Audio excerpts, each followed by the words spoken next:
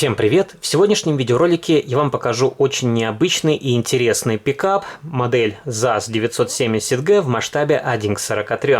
Автомобиль сделан из полимера, продается под брендом «Ласточка». Это относительно свежая новинка, она появилась в продаже 26 августа 2020 года. Рекомендованная розничная цена на это изделие составляет 3450 рублей. Вроде бы и немного за изделие из полимера, но смотря с чем сравнивать, и, на мой взгляд, эта модель совершенно не стоит заявленных денег.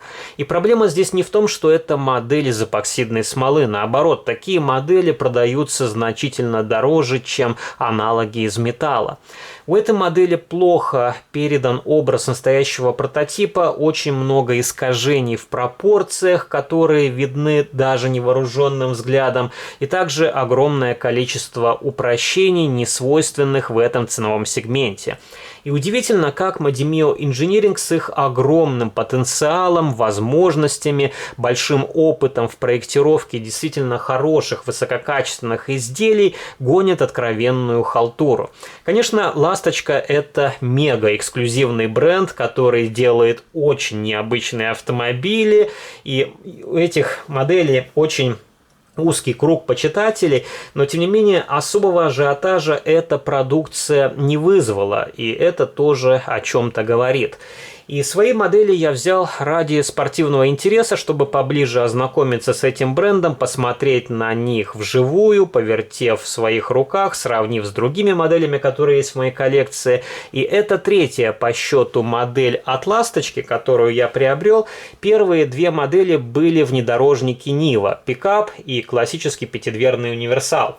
И Ниву я тоже вам показывал, делал видеоролик, и ту модель я сразу начал разбирать для последующей доработки и перекраски, но ничего хорошего из этого не вышло. Эти машины совершенно не предназначены для последующей разборки, потому что здесь все залито клеем, также очень хрупкий материал, и с таким полимером я сталкиваюсь впервые за свою практику. Он рыхлый, совершенно не поддается каким-то ремонтным работам. Я пытался склеивать корпус, но клеевый состав абсолютно его не держит. И до этого разбирал модели и от Neo, и от Spark, таких проблем у меня не возникало. И для сравнения с этим пикапом я вам приготовил три запорожца, выходивших в рамках журнальных серий.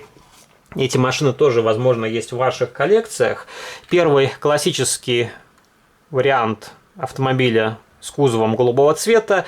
Это вполне хорошая модель за свои деньги, и ее можно было приобрести в свое время за 320 рублей. Как раз можете прикинуть разницу в цене. Есть еще один запорожец, который выходил в рамках польской журнальной серии, а от предыдущей модели он не сильно отличается, только схема окраски и немножко упрощена задняя светотехника. И третья модель от нашего автопрома. По большому счету она не сильно отличается от журнального аналога, только здесь окрашена плашка салона. И мне у этой модели понравился вот такой интересный розоватый цвет. И такие модели также продавались в более премиальном сегменте, East Models. У них шел дисплей-кейс, дворники, светотравление, доработанная светотехника и окрашенный салон. И если говорить о модели «Ласточка», то она очень легкая. Здесь все сделано из полимера, включая покрышки, которые одеты на колесные диски. И если говорить о прототипе, то мало кто видел и мало кто знает о таких автомобилях, потому что до наших дней особой информации не сохранилось, только черно-белые фото и отрывки с различных испытаний.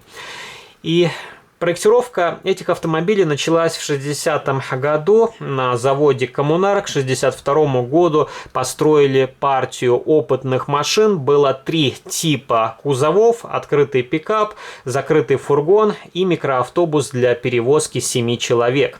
И в ходе испытаний выявляли различные недоработки, их улучшали, машины модернизировались.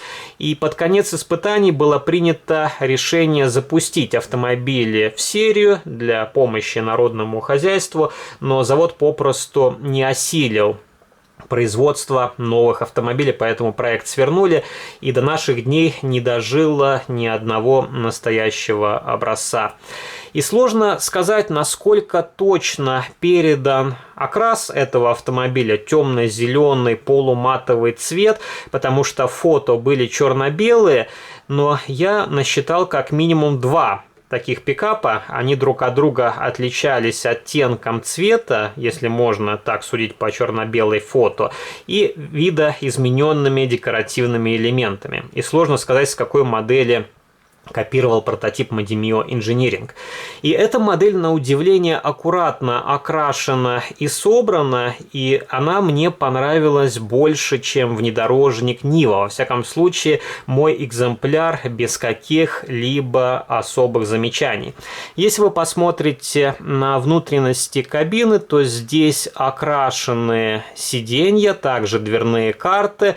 На дверных картах обозначены серебристой краской рукоятки открытия дверей, стеклоподъемники. Панель приборов здесь окрашена в цвет корпуса автомобиля, но почему-то не наклеили декаль, имитирующую различные датчики.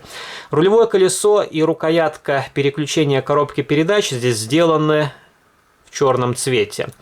Если вы посмотрите на лобовое стекло, то установили стеклоочистители из фототравления и также черным маркером обозначили уплотнение на лобовом стекле, а на боковых окошках сделали серебристой краской окантовку и выделили форточки. Дверные ручки здесь обозначили просто серебристой краской. Вообще непонятно, почему изначально эти элементы сделали одним целым с корпусом. Их можно было сделать или из фототравления, или в виде отдельных пластиковых деталей. Также не очень аккуратно обозначен лючок для топливного бака. Посмотрите, как его вырезали. Такое ощущение, как будто просто кто-то иголкой его нацарапал. Но сейчас же современные технологии. Аккуратно начертите на компьютере 3D модель и сделайте ее хотя бы на 3D принтере. Вполне нормальная задняя светотехника. Здесь фонари сделаны из прозрачного полимера, покрыты красным лаком, но покрасили эти детали не очень аккуратно, есть и непрокрасы, и они отчетливо бросаются в глаза. Также есть небольшая серебристая ручка открытия лючка для доступа к моторному отсеку, она тоже здесь сделана единым целым с корпусом модели. В кузове установили небольшую скамейку и 3 бидона для перевозки молока. Интересно то, что из-за того, что у этого пикапа двигатель располагается над задней осью, получается напольное покрытие здесь идет ступенькой. Также здесь с правой стороны есть 2 створки, обозначены петли, также небольшая рукоятка, правда отсутствует сквозное, скажем так, отверстие. И можно посмотреть, как у этого автомобиля сделаны колесные диски. Диски здесь покрасили белым цветом. Покрышки, повторюсь, здесь тоже сделаны из полимера. Они окрашены черной краской. И, конечно, протектор у покрышек не совсем походит на настоящий. И все автомобили, которые я видел на фотографиях, использовали внедорожную резину. Здесь почему-то сделали обычный шоссейный вариант исполнения. И на нижней стороне подиума также есть логотип Mademio Engineering. И как раз я вам покажу угол наклона лобового стекла на легковом Запорожце, и вы можете посмотреть, как он отличается у автомобиля с кузовом типа пикап. И здесь, конечно, немножко неправильно сделали угол наклона, и это отчетливо бросается в глаза, если вы сравните эту модель с фотографиями настоящего прототипа. Хотя высота оконного проема более-менее совпадает. Но из-за того, что здесь искажение в пропорциях, кажется, что у пикапа стекло немножко уже и немножко ниже. Хорошо сделана светотехника спереди. на фарах ближнего света присутствуют рассеиватели. Почему-то здесь значок ЗАЗ изобразили просто капелькой серебристой краски. Но, повторюсь, сплошная экономия. И мне кажется, что этот автомобильчик сделали очень угловатым. Если посмотреть на запорожцы, они как-то более округлой формы. Но есть момент, который мне понравился. Если мы открутим эту модель от подставки, то у нее вполне хорошо сделана проработка нижней части, особенно если мы говорим о моделях, сделанных из полимера. Хотя, повторюсь, эта машина очень хрупкая, и лишний раз откручивать ее от подставки я не рекомендую.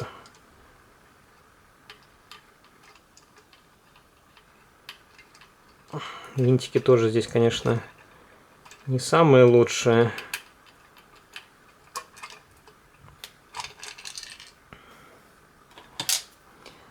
Вот так выглядит нижняя часть.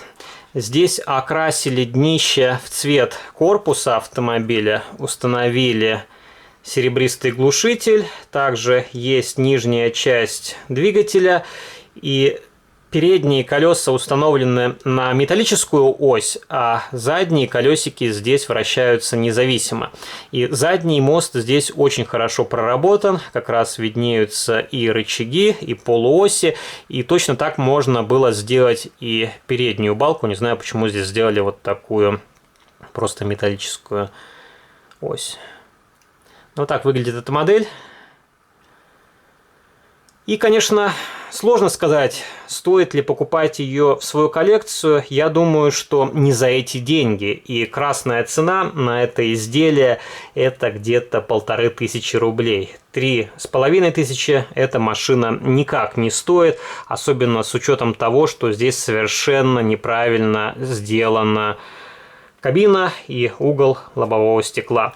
И пишите ваши комментарии, понравился ли вам данный пикап, что вы думаете о новом бренде «Ласточка».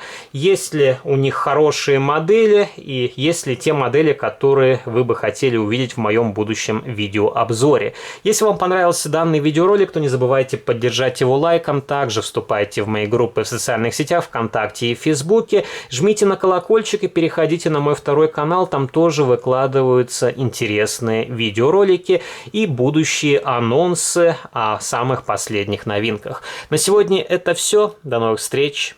Пока.